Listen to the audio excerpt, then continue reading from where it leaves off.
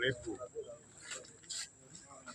తప్పనిసరిగా మీ గ్రామాన్ని దత్తత తీసుకొని అన్ని విధాల నేను అభివృద్ధి చేస్తానని చెప్పే సందర్భంగా అదేవిధంగా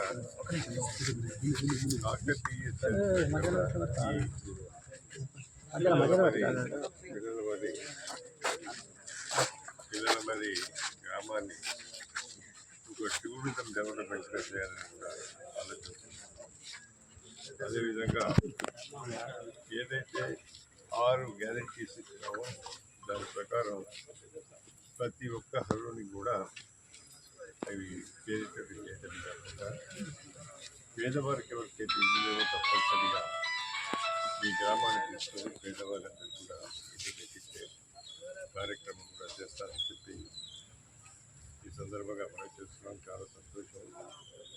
ఇంతమంది కార్యకర్తలు వచ్చి మధ్యాహ్నం కూడా వచ్చిందంటే మధ్యాహ్నం వేరే ప్రోగ్రాం మళ్ళీ సూర్యపేట దాంతో ముందు సాయంత్రం సన్నిహితులు కాబట్టి మళ్ళీ మీ గ్రామానికి వస్తాం. మీ గ్రామానికి ఒక కార్యకర్తల సమావేశం పెట్టించి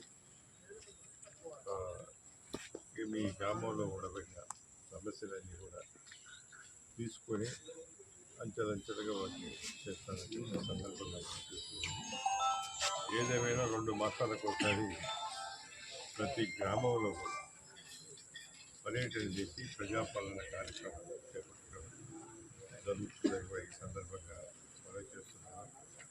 ప్రజాపాలన కార్యక్రమంలో ఇప్పటివరకు ప్రజా దర్బారు ఉన్నాను.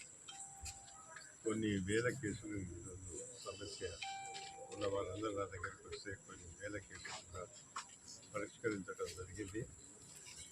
గత ప్రభుత్వంలో ఏవైతే అవకతవకలు జరిగినాయో అక్రమాలు జరిగినాయో వాటి వెలిదియటం కాకుండా మన ప్రభుత్వం మనం చేయాల్సిన కార్యక్రమాలు తప్పనిసరిగా చేసేందుకే ఇది ప్రజా దర్బార్ కార్యక్రమం చేసాం. అదేవిధంగా ప్రతి గ్రామంలో రేపు ప్రజాపాలన కార్యక్రమం రచ్చబండి కావచ్చు,